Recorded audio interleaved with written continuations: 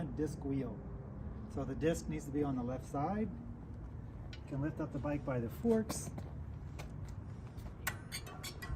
Get the disc into the disc brake caliper. Get a little jiggle. It'll slide right down in there. Put your bike on its kickstand. And then make sure it's straight in line as you tighten up the quick release.